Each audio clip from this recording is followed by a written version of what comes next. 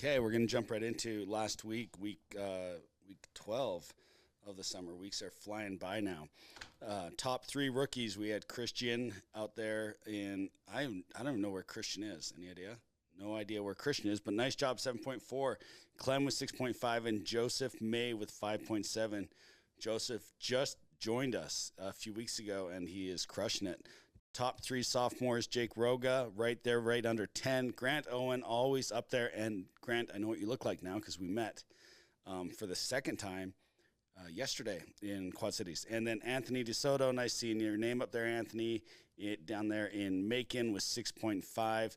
And Georgia, or Macon, just got his first Cybertruck. Brandon Miller just picked it up, drove it out there, and I'm assuming he's the only one in Macon driving around in a Cybertruck.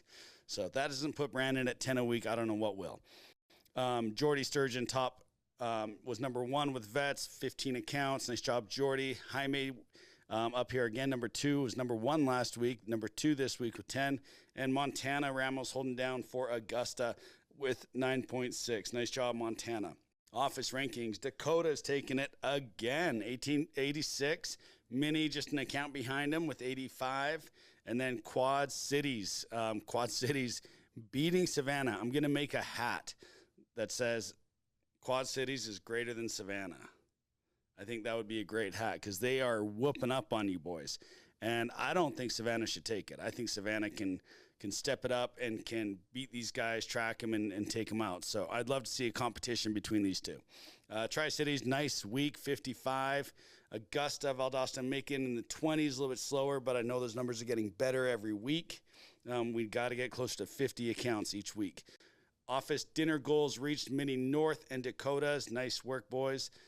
And area directors, we've got Jaime with 10, Kyle with 9. Nice work. Most of you calling out Preston Bowden again with 2.1. Barely getting out there and putting deals in his own name. I know he's helping a lot of people get there, but you got to get those numbers up. Brandon Miller at 3 and Gabe Ramirez at 3.5. Gabe's like 12 one week, then 3.5 the next week. Let's get those numbers more consistent. And I think Aaron Engel's going to have his best week. I threw out an incentive, and we'll see if he delivers on it. So let's see it, Aaron. Saturday standouts, Micah with 2.8. Greg Jacobson had a slow week. Did something not super smart, but changed area on Saturday and went in through in 5.5 accounts. So nice work Saturday. You saved your little week. But I think that's a testament of, you get to the point where Greg's got family back home. They don't go out with him in the summertime. And so he's in a situation where he cannot just stay out there all summer and ride the momentum. So the price he ends up paying is when he gets the momentum, selling 10 plus a week and goes home for a few days, spend time with wife and family, you never bounce right back. You always come back and you spend a couple days just getting like you're feeling like a rookie again. So that whenever guys ask, hey, can I take a few days off, or can I got this event going on, it's not just the days that you're gone that you end up paying for. It's a few days before that you're a little trunky, you don't really take advantage of, and then coming back and getting back into it after a few days off is a tough grind. And the best way to do this job, when I was a rookie, it wasn't even an option to take a single day off in the summertime. Like, we worked sick.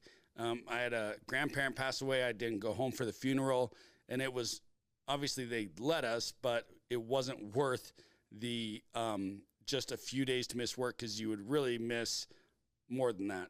So keep that in mind, especially in July, August coming up. We need our guys working. You need 26 days a month to get your numbers. So cancel vacations. Don't take days off. Don't go home for a few days. It doesn't just cost you those days that you're gone. It costs you a few days before and a few days after. So one day gone probably costs you 5 days. We've seen it with some offices. Savannah took a Monday off for a team activity and instantly regretted it because it took them a few days just to get back into that rhythm. So please be smart about that and make sure that you are realizing, look, we got 2 months. If you're going to take a break between end of August and extension. Take a few days then. I think that's a great place. You're a lot of time moving markets in extension. I've spoken with the senior managers.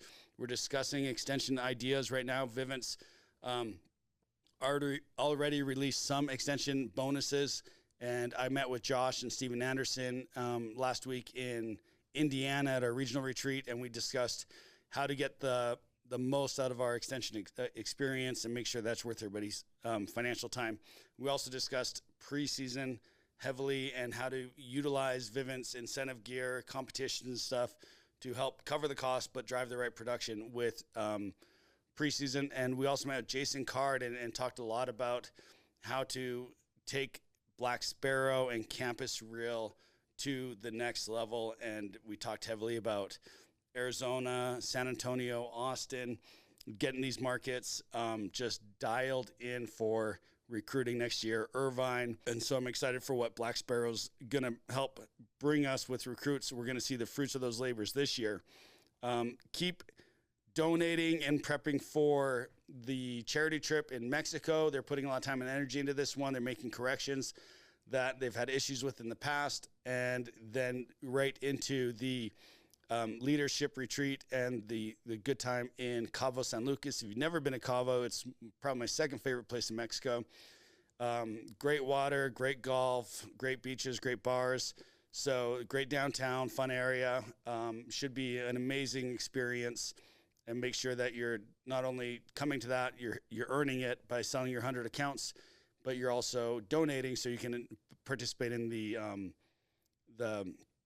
charity side of it as well. July 4th is 2 days away.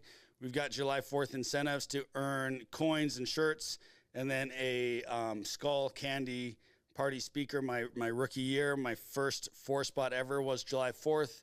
Vivint throws out incentives. The teams throw out incentives. I went out there, got my 4 deals, and was done by like 2 o'clock, I think. So let's have a great July 4th and then celebrate our independence.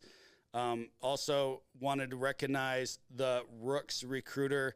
This is for a vehicle budget, an allowance for a vehicle in the 2024-2025 year. Congrats to Kyle Song, number 3 in the entire company. So your new Cybertruck will be paid for, whatever you end up getting. I'd imagine it's a Cybertruck.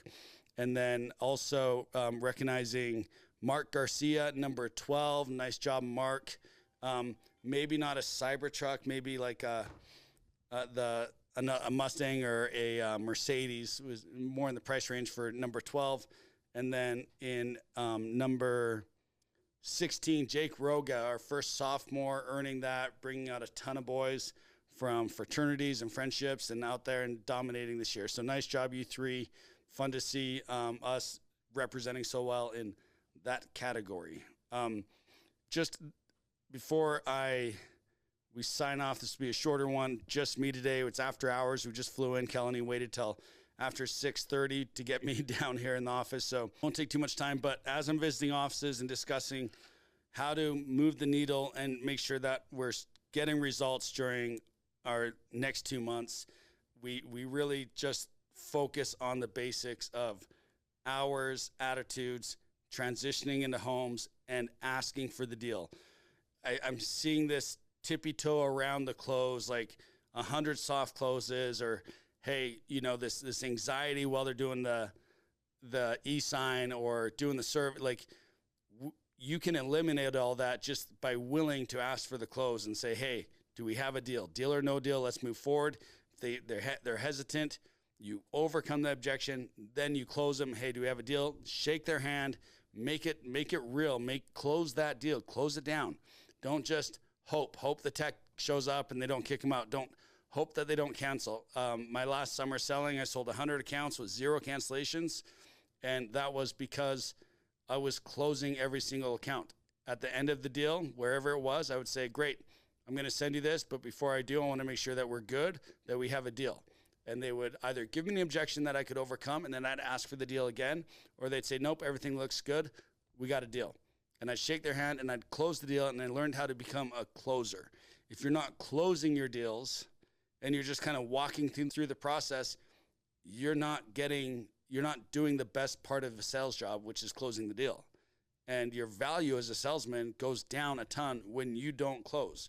Maybe you're great at presenting, maybe you're great at transitioning, but if you haven't dialed in the close, you'll never hit the numbers that you're capable of hitting. And it's just little tweaks. So make sure you're asking for those deals. Jake Roga's one that I've worked a lot with individually, who when I met with him in Dakotas, was instantly putting that into practice, and now we're seeing him hit double digits a week. And it's like anything else. When you go and you start actual closing people and asking for the close, maybe you don't do perfect out of the gate, but that is something that all the best of the best do. They close the deal. So you practice that, you get good at it, you find out what works, what doesn't work, and make sure we go and close out and go have our best week ever this week. I did a big incentive for Quad City, so I'm excited for you guys to take it down. And let's maybe throw out an incentive for Savannah and see if Savannah can come chase you guys. That's it. Thanks for watching these, and we'll see you next week.